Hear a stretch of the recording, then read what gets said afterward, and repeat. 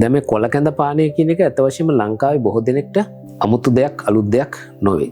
බොහෝ දෙනෙක් උදෑසන කොළ කැඳ පානය සිද්ධ කරනවා. ඉතින් මේ කොළ කැඳ පානය විශේෂයෙන්ම අපිට ඖෂධීය ගුණයක් ලැබෙනවා. ඒ වගේම පෝෂණයක් ලැබෙනවා. දැන් සමහර උදේට මේක ආහාර වේලක් විදිහට පාවිච්චි කරන අවස්ථා තියෙනවා. ඉතින් මේ කැඳ සාදා ගැනීමට අපිට කොළ වර්ග රාශියක් භාවිත කරන්න පුළුවන්. උඩින්ම තියෙන සුවිශේෂීම කැඳ වර්ගයක් තමයි මේ හාතවාරිය කැඳ. අපි අද බලමු මේ හාතවාරිය කැඳ හදාගන්නේ කොහොමද කියලා. දැන් බොහෝ දෙනෙකුට කොළ කැඳ සාදා ගැනීමේදී ප්‍රශ්න තියෙනවා. සමහර ගෘහිණියෝ ඉන්නවා මේ කොළ කැඳ හරියටම හදාගන්න විදිය දන්නේ. මේ තරුණ දෙවියන් නම් දන්නේම නැහැ. අපේ දෙමව්පියෝ දන්නවා. මේ වයසක දෙවියෝ දන්නවා මේ කැඳ හරියට කොහොමද හදාගන්නේ කියලා. ඖෂධීය ගුණය ලැබෙන පරිදි. ඉතින් මේ කොළ කැඳවල ගුණය ලබා ගන්න නම් හරියට පිළියෙල කරගන්න ඕනේ. ඒක ඉතාමත් වැදගත්. අපි බලමු මේ හාතවාරිය කැඳ කොහොමද පිළියෙල කරගන්නේ කියලා. ඉස්සෙල්ලාම ඕනේ අපිට හාතවාරිය කොළ මිටක් පමණ අවශ්‍යයි. ඉතින් මේක ගෙදර ඉන්න කට්ටිය යනවා වෙනස් වෙන්න පුළුවන්. ගෙදර කට්ටිය වැඩි නම් වැඩි ප්‍රමාණයක් අවශ්‍ය වෙනවා. ඊළඟට මොනවද අවශ්‍ය වෙන්නේ? අපිට සහල් අවශ්‍ය වෙනවා. රතු සහල්. රතු කැකුළු සහල් කෝප භාගයක් ගන්නවා. ඒකම උකු පොල් කිරි කෝප එකක් ගන්නවා. ඊළඟට අපිට අවශ්‍යයි එක්ක දිය කිරි එහෙම නැත්නම් වතුර කෝප දෙකක් තුනක් පමණ. අපි මේකට එකතු කරනවා සිහින්ම ලියාගත් සුදු ලුණු බික් 4-5ක්.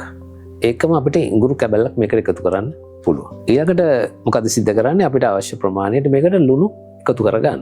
ඊළඟ පියවර තමයි මේ බත් පිස ගැනීම. මේකට අවශ්‍යයි මැටි මුට්ටියක්.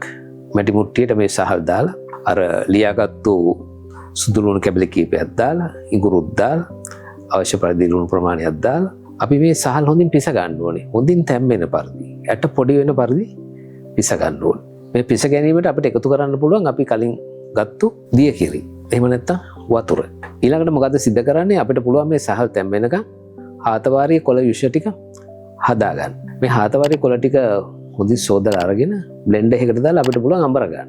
බ්ලෙන්ඩර් එකක් තියෙනවා නම් අඹර ගන්න පුළුවන්. එහෙම නැත්නම් බ්ලෙන්ඩර් එකක් නැත්නම් වංගෙඩියකට දාලා හොඳින් කොටා ගන්න පුළුවන්.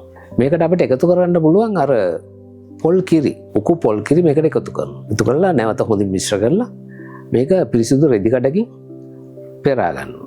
ඊළඟට මොකද සිද්ධ කරන්නේ? මේ බත හොඳින් තැම්බීගෙන එනකොට ගින්දර අඩු කරනවා. රස්නේ අඩු කරනවා. අඩු කරලා අර සකසාගත්තු හාතවාරිය කොළ යුෂ පොල් කිරිත් එක්ක අපි මේක එකතු කරනවා අර බතට මුට්ටියට දානවා. මේක දාලා ඉවරලා හොඳින් හැඳි ගන්න ඕනේ. හොඳින් මිශ්‍ර කරන්න ඕනේ. අර රස්නේ හොඳට පැතිරලා යන විදිහට. ඒක ඊටම වැදගත්. අපිට පුළුවන් මේ වෙලාවේ නැවතත් පොඩක් බලන්න ලුණු රස කොහොමද කියලා. ලුණු මදි නම් ලුණු නැවතත් පොඩක් එකතු කරන්න පුළුවන්. නැවතත් මදගින්නේ සුළු වෙලාවක් විනාඩි 5ක් පමණ මේක තියෙන්න ආරිනවා. හැබැයි තදගින්න තියෙන්න ආරින්නේ නැහැ. ගින්දර රස්නේ වැඩි වුණොත් අර නටන්න ගත්තොත් ඇතුලේ තියෙන මිශ්‍රණය අර කොළ කැඳවල ගුණය හීන වෙනවා. ගුණ නැති වෙන්න පුළුවන්. ඉතින් ඔන්න ඔය විදිහට තමයි මේ කැඳ පිළියෙල කරගන්නේ.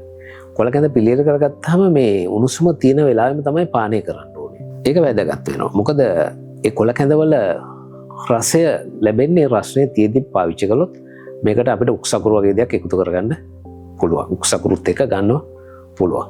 දැන් මේ කැඳ පිළියෙල කර ගැනීමේදී අපිට ඖෂධීය ගුණය වැඩි කරගන්න තවත් කරන්න පුළුවන් දේවල් කිහිපයක් තියෙනවා.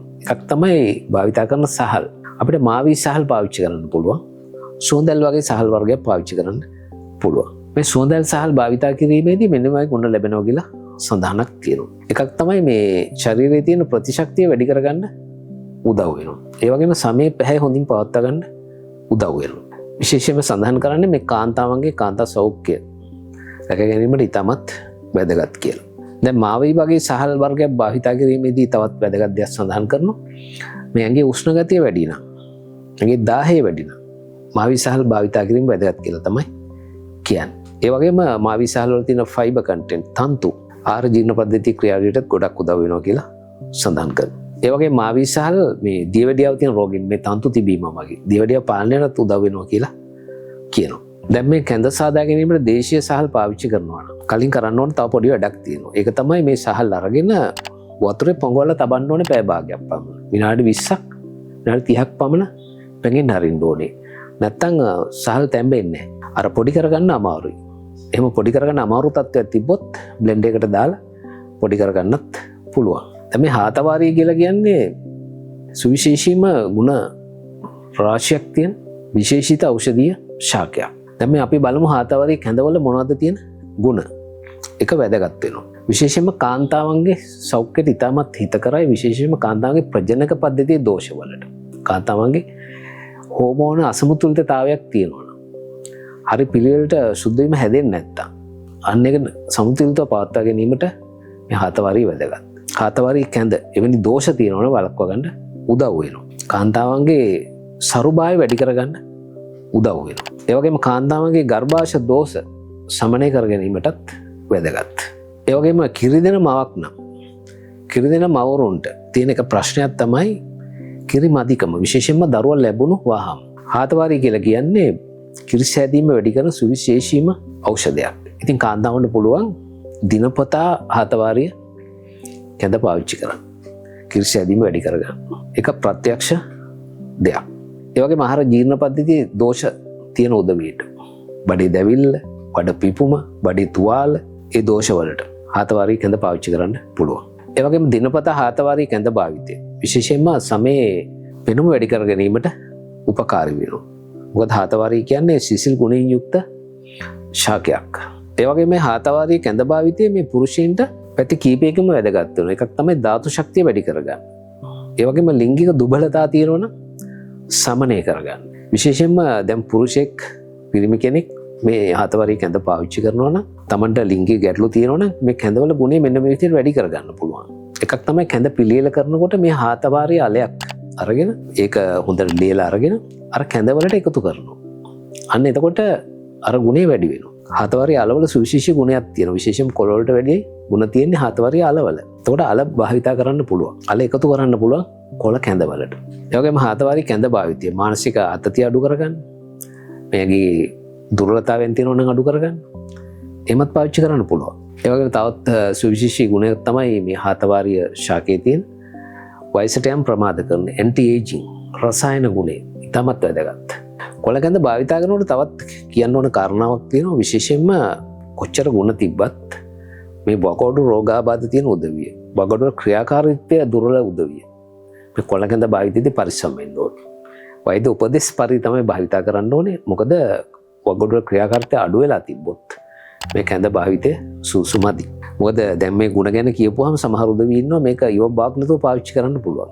එහෙම අවශ්‍ය වෙන්නේ දවසට එක පාරක් තමයි පාවිච්චි කරන්න ඕනේ. අනිත් එක පාවිච්චි කරන ප්‍රමාණය ඒකත් වැදගත්. සමහරු මේ වීදුරු 2-3 පාවිච්චි කරනවා. එතකොට ගුණයක් නොවේ අගුණයක් ලැබෙන්නේ. ඉතින් වැදගත්ම කාරණාව තමයි අවශ්‍ය ප්‍රමාණයට අමෘතය වුණත් පාවිච්චි කරන පිළිවෙලක් තියෙනවා. ඉතින් මග් එකක ප්‍රමාණයක් සාමාන්‍ය මග් එකක් අරගෙන මේ මග් එක ප්‍රමාණය මග් එක 4-3 හොඳටම ප්‍රමාණවත් ඕනට වැඩි පාවිච්චි කරන්න යන්න එපා. එතකොට ගුණයක් නොවේ සමහරට අගුණයක් ඇති වෙන්න පුළුවන්. අද ඔයගොල්ලෝ දැනවත් වුණා හාතවාරිය කැඳ කොහොමද පිළියෙල කරගන්නේ? මොනවද හාතවාරිය ශාකයේ ගුණ? මොනවද අගුණ? කොයි වෙලාවටද මේ හාතවාරිය කැඳ පාවිච්චි කරන්න පුළුවන්? කොයි ප්‍රමාණයෙන්ද පාවිච්චි කරන්න පුළුවන්? දැනුමක් ලබා ගත්තා.